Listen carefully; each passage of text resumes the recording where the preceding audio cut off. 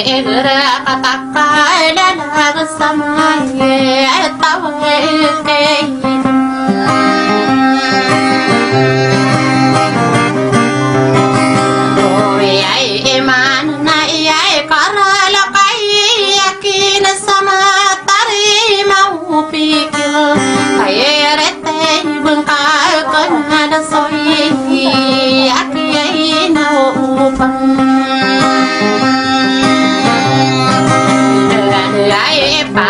se kadiji akaparan mu'minun tokai emien saya kata bengai manonan tanin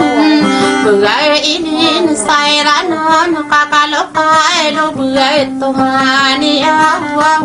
berai utang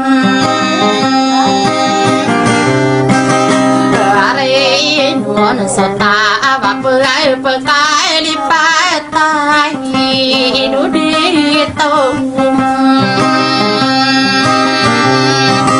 oh ai se na wau bupa pakai di mami sabe pasala dengko dari di sadi siratara ini napai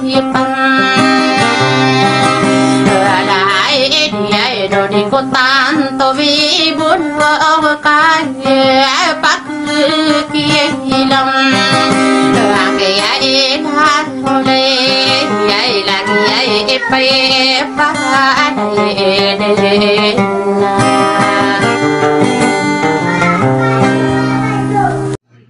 Thank you for watching. Like, comment, share, subscribe to my vlog.